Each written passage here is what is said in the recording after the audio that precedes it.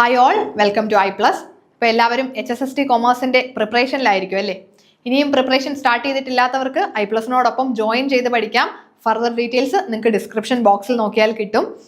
അപ്പോൾ നമുക്ക് HSST കൊമേഴ്സിൻ്റെ syllabus overview ഒക്കെ ഓൾറെഡി പറഞ്ഞു കഴിഞ്ഞതാണ്. നിങ്ങൾക്ക് കഴിഞ്ഞ നേരത്തെയുള്ള വീഡിയോസ് നോക്കിയാൽ ഇതിൻ്റെ നമ്മുടെ HSST കൊമേഴ്സ് എക്സാമിൻ്റെ സിലബസ് ഡിസ്കഷൻ ക്ലാസ്സുകൾ കാണാനായിട്ട് പറ്റും. സോ ഞാൻ ഇന്ന് ഈ ഒരു ക്ലാസ്സിൽ നിങ്ങൾക്ക് സിലബസ് ഒന്നും വീണ്ടും പറയുന്നില്ല. എന്നിരുന്നാലും നമുക്കിനിയിപ്പം എക്സാമിൻ്റെ ഡേറ്റ് ഒക്കെ വന്നു കഴിഞ്ഞു. ജൂൺ 30-നാണ് നമ്മളുടെ എക്സാം. ഈ ഒരു ജൂൺ 30 എന്ന് പറയുമ്പോൾ നമുക്കിനി ഇന്ന് മുതൽ നിങ്ങളൊന്ന് ചിന്തിച്ചു നോക്കുക എത്ര ദിവസത്തെ സമയമുണ്ട് എന്നുള്ളത്. ജൂൺ 30-നാണ്. അപ്പോൾ ഇനി ഒരു ഹാർഡ്ലി 3 മന്ത്സ് എന്ന് നമുക്ക് പറയാനായിട്ട് പറ്റില്ല. 3 മാസം നമുക്ക് ഫുള്ളായിട്ട് കിട്ടുമോ? 3 മാസം കിട്ടില്ല. ഹാർഡ്ലി 3 മന്ത്സ്, ഒരു അറൗണ്ട് 90 ഡേയ്സ് ഇല്ല, ഒരു അപ്രോക്സിമേറ്റ്ലി 90 ഡേയ്സ് എന്നങ്ങ് പറഞ്ഞതാണ്. ഒരു 80 ദിവസം എന്ന് കണക്ക് കൂട്ടിക്കോളാം. അപ്പോൾ ഇത്രയും ദിവസമാണ് നമ്മുടെ മുന്നിലുള്ളത്. നമ്മളുടെ സിലബസ് നിങ്ങൾ കണ്ടു കാണും. വലിയ ഒരു വളരെ ഡീറ്റെയിൽഡ് ആയിട്ട് നമ്മൾ ഡിഗ്രിക്കും PG ലെവലിലും ഒക്കെ പഠിച്ചിട്ടുള്ള കൊമേഴ്സിന്റെ ഏരിയ ആണ് പറയുന്നത്.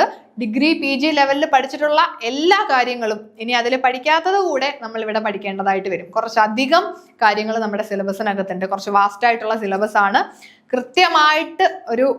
കൃത്യമായിട്ടൊരു പ്ലാനോട് കൂടി അല്ലെങ്കിൽ കൺസിസ്റ്റന്റ് ആയിട്ട് പഠിച്ചു പോയാൽ ഉറപ്പായിട്ടും നമുക്ക് ഈ ഒരു എക്സാം ക്രാക്ക് ചെയ്യാനായിട്ട് പറ്റും. അപ്പൊ നമുക്കിനിയുള്ള ദിവസങ്ങൾ വളരെ ചുരുക്കം, അതായത് നമ്മൾ പറഞ്ഞ ഒരു 80 ദിവസം നമ്മുടെ മുന്നിൽ കാണും. ഈ ഒരു 80 ദിവസം കൊണ്ട് നമുക്ക് ഇനിയും ഒന്നേന്ന് പറഞ്ഞ്, അതായത് ബേസിക് തൊട്ട് പഠിച്ചെടുക്കാൻ പറ്റുമോ എന്ന് ചോദിച്ചാൽ ഇറ്റ് ഡിപ്പെൻസ്. നമ്മൾ എങ്ങനെ അതിനെ കാണുന്നു അല്ലെങ്കിൽ നമ്മൾ എങ്ങനെ പ്രിപ്പയർ ചെയ്യുന്നു എന്നതിലിരിക്കും കാര്യം അല്ലേ. ഇപ്പോൾ 6 മാസം കൊണ്ടും 1 വർഷം കൊണ്ടും പഠിക്കുന്നവർ കാണും, 2-3 മാസം കൊണ്ടും പഠിക്കുന്നവർ കാണും. എത്ര നാൾ കൊണ്ട് പഠിച്ചു എന്നതിലല്ല, നമ്മൾ എങ്ങനെ പഠിക്കുന്നു, എത്ര എഫിഷ്യൻ്റ് ആയിട്ട് പഠിക്കുന്നു, അതേപോലെ തന്നെ എന്തൊക്കെ കാര്യങ്ങൾ നമുക്ക് വേണം, അല്ലെങ്കിൽ സിലബസിൽ പറഞ്ഞിരിക്കുന്നത് പോലെ കൃത്യമായിട്ട് സിലബസ് ഫോളോ ചെയ്തുകൊണ്ട് പഠിക്കുക. നമുക്ക് ഉള്ള ടൈം നമ്മൾ എഫിഷ്യൻ്റ് ആയിട്ട് യൂട്ടിലൈസ് ചെയ്യുക, അല്ലെങ്കിൽ ഒപ്റ്റിമം യൂട്ടിലൈസേഷൻ ഓഫ് ടൈം എന്ന് പറയാം. ഒപ്റ്റിമം ആയിട്ട് യൂട്ടിലൈസ് ചെയ്യുക. ആവശ്യമുള്ള കാര്യങ്ങൾ കൃത്യമായിട്ട് പഠിച്ചു വെക്കുക. നമുക്ക് വേണ്ടാത്ത കാര്യങ്ങളിലേക്ക് അധികം പോകേണ്ട ആവശ്യമില്ല. കൃത്യമായിട്ടുള്ള ക്ലാസ്സുകൾ ഐ പ്ലസ് പ്രൊവൈഡ് ചെയ്യുന്നുണ്ട്. സോ നിങ്ങൾക്ക് ക്ലാസ്സുകളിൽ ജോയിൻ ചെയ്ത് കഴിഞ്ഞാൽ കൃത്യമായിട്ട് സിലബസ് ഓറിയന്റഡ് ആയിട്ട് തന്നെ ക്ലാസ്സുകൾ കേട്ടുകൊണ്ടും നോട്ട്സ് വായിച്ചുകൊണ്ടും ഒക്കെ നിങ്ങൾക്ക് പഠിച്ച് എടുക്കാനായിട്ട് പറ്റും.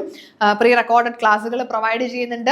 അതേപോലെ തന്നെ നമ്മുടെ ഹൈ ക്വാളിറ്റി മെറ്റീരിയൽസും ക്വസ്റ്റ്യൻ ഡിസ്കഷൻസും എല്ലാം നമ്മുടെ ഐ പ്ലസിലുണ്ട്. സോ ഇതുവരെയും പഠിച്ചു തുടങ്ങാത്തവർ ഇന്ന് തൊട്ടെങ്കിലും പഠിച്ചു തുടങ്ങിക്കോളുക. ഇനി നമുക്ക് സമയമില്ല. നമുക്ക് ഫസ്റ്റ് ഇനിയിപ്പോൾ നമുക്ക് വേണ്ടത് ടൈം മാനേജ്മെന്റ് ആണല്ലേ. ആകെ 80 ദിവസമുണ്ട്.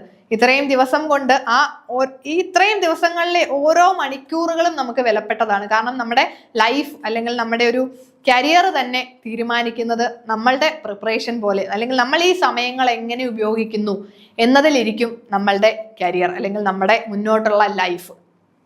സോ ഇനിയുള്ള ടൈം കൃത്യമായിട്ട് മാനേജ് ചെയ്ത് പഠിക്കുക. ടൈം മാനേജ് ചെയ്യുക എന്ന് പറയുമ്പോൾ നമുക്ക് അവിടെ ഫുൾ ടൈം രാവിലെ തൊട്ട് രാത്രി വരെയും ഇരുന്ന് ഇങ്ങനെ പഠിച്ചുകൊണ്ടിരുന്ന അങ്ങനെ ഇരുന്നിട്ടും കാര്യമില്ല. നമ്മൾ പഠിക്കുന്നത് എഫിഷ്യൻ്റ് ആയിട്ട് പഠിക്കുക. അതേപോലെ പുതിയ കാര്യങ്ങൾ പഠിക്കുക, പഴയ കാര്യങ്ങളെ റിവൈസും ചെയ്യുക. ഇപ്പോൾ നമ്മൾ ഈ പുതിയ കാര്യങ്ങൾ പഠിക്കുമ്പം നേരത്തെ പഠിച്ചു വെച്ചത് നോക്കാതിരുന്നാൽ അത് നമ്മൾ മറന്നുപോകും. ഓട്ടോമാറ്റിക്കലി അങ്ങനെ ആകും. അപ്പം നമ്മൾ റിവിഷനും മുന്നോട്ട് കൊണ്ടുപോകണം. പുതിയ കാര്യങ്ങൾ പഠിക്കണം. PYQs നമ്മൾ ചെയ്ത് പഠിക്കണം. പ്രീവിയസ് ഇയർ ക്വസ്റ്റ്യൻസും മറ്റും ഡിസ്കസ് ചെയ്യുക. PYQs വർക്ക്ഔട്ട് ചെയ്യുക. ഓരോ ഏരിയാസിൽ നിന്നുമുള്ള PYQs കൃത്യമായിട്ട് പഠിച്ചു പോകുക. നമ്മുടെ ലൈവ് ക്ലാസ്സുകളിലൊക്കെ ആണെങ്കിൽ കൃത്യമായിട്ട് നിങ്ങൾക്ക് ആ PYQs ഒക്കെ പഠിച്ചു പോകാനായിട്ട് പറ്റും. സോ കൃത്യമായിട്ടുള്ള റിമൈൻഡേഴ്സ് വെക്കുക. പ്രയോറിറ്റൈസ് ചെയ്യുക. പ്രയോറിറ്റൈസ് ചെയ്യുക എന്ന് പറയുമ്പോൾ നമുക്ക് ഏത് ഏരിയയാണോ വീക്കായിട്ടുള്ളത്, അല്ലെങ്കിൽ നമ്മൾ എപ്പോഴും മറന്നു പോകുന്ന ഏരിയാസ് ഏതാണോ എന്ന് നോക്കി അതിന് പ്രയോറിറ്റി കൂടുതൽ കൊടുത്തുകൊണ്ട് ആ ഒരു ഏരിയയിൽ നമ്മൾ എന്ത് ചെയ്യുക, കൂടുതൽ ടൈം അതിന് വേണ്ടി സ്പെൻഡ് ചെയ്യുക. അങ്ങനെ പ്രയോറിറ്റൈസ് ചെയ്ത് പഠിക്കുക. നമ്മുടെ ഈ ഒരു HSST കൊമേഴ്സിന്റെ സിലബസ് നിങ്ങൾ കണ്ടിട്ടുണ്ടാകും. നമുക്ക് മൊത്തത്തിൽ നമ്മുടെ കൊമേഴ്സ് ഏരിയയിൽ നിന്ന് 10 മൊഡ്യൂൾസ് ഉണ്ട്. ഈ 10 മൊഡ്യൂൾസും നമ്മൾ ഡിഗ്രി PG ലെവലിൽ പഠിച്ച കാര്യങ്ങളാണ്.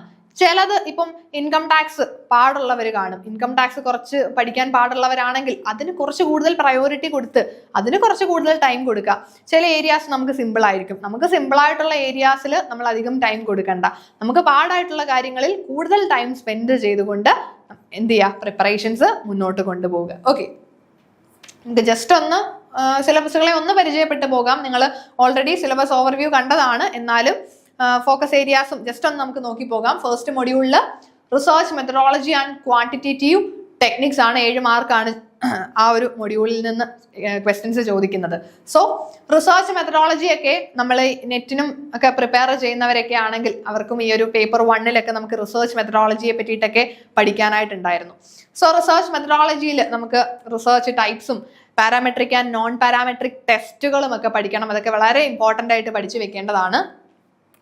ദെൻ അനോവ, കൈ-സ്ക്വയർ, അങ്ങനെ പലതരത്തിലുള്ള ടെസ്റ്റുകൾ നമ്മൾ പഠിച്ചിട്ടുണ്ട്. ഇതിനെപ്പറ്റിയൊക്കെ നന്നായിട്ട് കൃത്യമായിട്ട് തന്നെ പഠിക്കണം. വെറുതെ ഒരു ഓവർവ്യൂ പോരാ, കൃത്യമായിട്ട് പഠിച്ചു പോകേണ്ടതാണ്. ദെൻ സെക്കൻഡ് മോഡ്യൂളിലേക്ക് വരുമ്പോൾ financial market and services and investment management ആണ്. അതും 7 മാർക്കിനാണ്. ഫിനാൻഷ്യൽ മാർക്കറ്റ്സ് നമുക്കറിയാം, മണി മാർക്കറ്റ് ഉണ്ട്, അതേപോലെ തന്നെ ക്യാപിറ്റൽ മാർക്കറ്റ് ഉണ്ട്.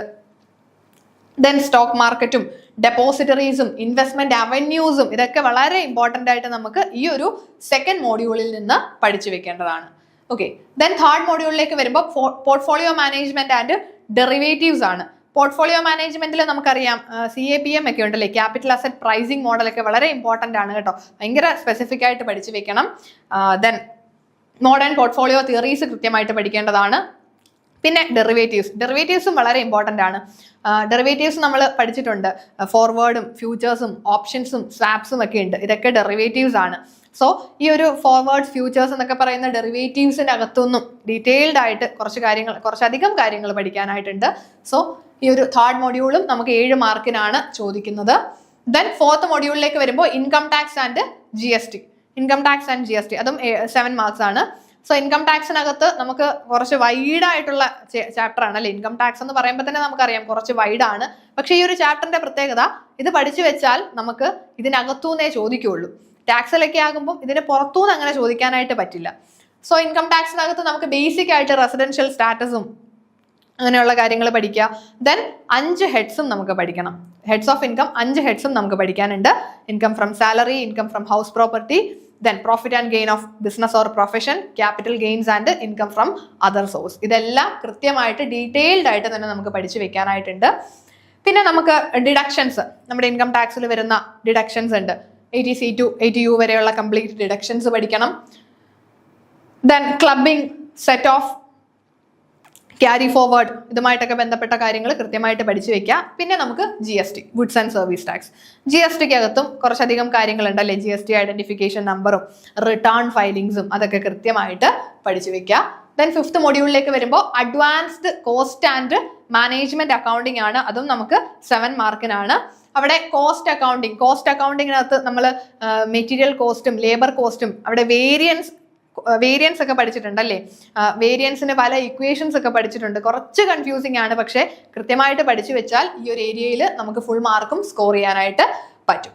ദെൻ കോസ്റ്റിങ്ങിൽ പലതരം കോസ്റ്റിങ്സ് നമ്മൾ പഠിച്ചിട്ടുണ്ട്. ജസ്റ്റ് ഇൻ ടൈമും അതേപോലെ തന്നെ കൈസൺ കോസ്റ്റിങ്ങും ടാർജറ്റ് കോസ്റ്റിങ്ങും അങ്ങനെ പലതരത്തില ABC കോസ്റ്റിംഗ്, അങ്ങനെ പലതരത്തിലുള്ള കോസ്റ്റിങ്സ് പഠിച്ചിട്ടുണ്ട്. അതിനെപ്പറ്റി എല്ലാം ഡീറ്റെയിൽഡ് ആയിട്ട് തന്നെ പഠിച്ചു വെക്കുക. അവിടെയും 7 മാർക്സ് ആണ്.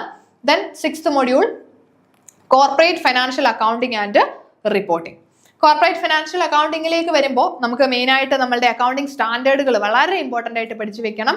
ദെൻ IFRS, ഇൻഡേയസ്, ഇതെല്ലാം കൃത്യമായിട്ട് പഠിച്ചു വെക്കേണ്ടതാണ്. ദെൻ ഹോൾഡിംഗ് കമ്പനി അക്കൗണ്ട്സ് പഠിക്കണം. ഹോൾഡിംഗ് കമ്പനി, സബ്സിഡറി കമ്പനിയുടെയും ഒക്കെ അക്കൗണ്ടിങ് ട്രീറ്റ്മെന്റുകളൊക്കെ നമ്മൾ പഠിച്ചിട്ടുള്ള കാര്യങ്ങൾ തന്നെയാണ്. വളരെ ഡീറ്റെയിൽഡ് ആയിട്ട് പഠിക്കുക. ഇവിടെയും നമ്മൾ പഠിച്ചിട്ടുണ്ടെങ്കിൽ കൃത്യമായിട്ട് നമുക്ക് ഫുൾ മാർക്കും സ്കോർ ചെയ്യാനായിട്ട് പറ്റും. അപ്പോൾ 7 മാർക്സിനുള്ളതാണ് 6th മൊഡ്യൂളും. ദെൻ 7th മൊഡ്യൂളിലേക്ക് വരുമ്പോൾ international business and finance. International ബിസിനസ്സിൽ നമ്മൾ റീജിയണൽ എക്കണോമിക് ഗ്രൂപ്പിംഗ്സും റീജിയണൽ എക്കണോമിക് ഇന്റഗ്രേഷൻസും ഒക്കെ പഠിച്ചിട്ടുണ്ടല്ലേ. ഈ customs union, common market, European union എന്നൊക്കെ പറഞ്ഞ് പണ്ട് പഠിച്ചതാണ്. ദെൻ നാഫ്ത, ഇതുമായിട്ടൊക്കെ ബന്ധപ്പെട്ടിട്ടുള്ള കുറച്ചധികം കാര്യങ്ങൾ നമുക്ക് ഇന്റർനാഷണൽ ബിസിനസ്സിൽ പഠിക്കാനായിട്ടുണ്ട്.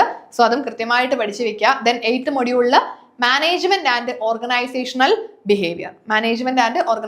ബിഹേവിയർ. ഇത് കുറച്ചും കൂടി കംപ്ലീറ്റ് തിയറട്ടിക്കൽ അല്ലേ, നമുക്ക് കുറച്ചുകൂടി സിമ്പിളായിട്ട് കമ്പാരിറ്റീവ്ലി ചില ആളുകൾക്കൊക്കെ കുറച്ച് സിമ്പിൾ ആണെന്ന് തോന്നുന്നു. നമ്മുടെ മാനേജ്മെന്റിനകത്ത് ലീഡർഷിപ്പും മോട്ടിവേഷനും ഇതുമായിട്ട് റിലേറ്റ് ചെയ്ത തിയറീസും. പക്ഷെ ഇവിടെ ഇത്രയും പഠിക്കാൻ നമുക്ക് സിമ്പിൾ ആണ്. പക്ഷെ ഇവിടെ ഒരു പ്രത്യേകതയുണ്ട്, നമുക്ക് പുറത്തുനിന്നും കുറേ കാര്യങ്ങൾ പഠിച്ചെടുക്കേണ്ടതായിട്ടുണ്ട്.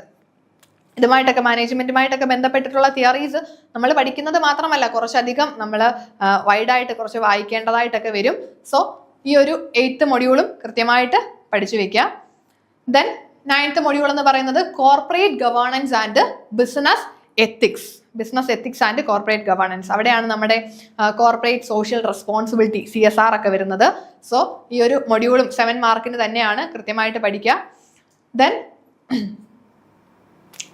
ലാസ്റ്റ് മൊഡ്യൂളാണ് ഫൈനാൻഷ്യൽ മാനേജ്മെന്റ്. ഫൈനാൻഷ്യൽ മാനേജ്മെന്റിനകത്ത് നമുക്ക് കുറച്ച് ഇതുപോലെ കണക്കുകൾ വരുന്നുണ്ട്, പ്രാക്ടിക്കലായിട്ട് ചെയ്യേണ്ട കാര്യങ്ങൾ വരുന്നുണ്ട്. നമ്മളുടെ ഡിവിഡൻഡ് ഡിസിഷൻസും ഫിനാൻസിങ് ഡിസിഷൻസും ഇൻവെസ്റ്റ്മെന്റ് ഡിസിഷൻസും തിയറീസ്, ഡിവിഡൻഡ് തിയറീസും ഒക്കെ വളരെ ഇമ്പോർട്ടൻ്റ് ആയിട്ട്. ഡിവിഡൻഡ് തിയറീസിൽ തന്നെ നമ്മൾ റെലവൻസി തിയറിയും ഇറലവൻസി തിയറിയും നമ്മളുടെ ക്യാപിറ്റൽ സ്ട്രക്ചർ തിയറീസും അതൊക്കെ വളരെ ഇമ്പോർട്ടൻ്റ് ആയിട്ട് പഠിച്ചു വെക്കേണ്ടതാണ്. സോ ഇവിടെയും കുറച്ച് നമുക്ക് കണക്കുകൾ വരുന്ന ഏരിയയാണ് 10th മൊഡ്യൂൾ. ഇത്രയും മൊഡ്യൂൾസും ഇതും 7 മാർക്കിന് തന്നെയാണ്. സോ ഈ 10 മൊഡ്യൂളുകളും കൃത്യമായിട്ട് നമ്മുടെ കോമേഴ്സ് ഏരിയയിൽ നിന്ന് നിങ്ങൾ കൃത്യമായിട്ട് പഠിച്ചു വെക്കണം. വളരെ ഇമ്പോർട്ടൻ്റ് ആയിട്ടുള്ള ഭാഗങ്ങൾ, എല്ലാ ഭാഗങ്ങളും ചേർത്തിട്ട് നമ്മുടെ ക്ലാസ്സുകളുണ്ട്. ക്ലാസ്സുകൾ കണ്ടാൽ കൃത്യമായിട്ട് മനസ്സിലാകും. അപ്പം എല്ലാവരും കൃത്യമായിട്ട് തന്നെ പ്രിപ്പറേഷൻസ് മുന്നോട്ട് കൊണ്ടുപോവുക. എല്ലാവർക്കും എക്സാം എഴുതാൻ പോകുന്ന എല്ലാവർക്കും ഓൾ ദ ബെസ്റ്റ്. താങ്ക്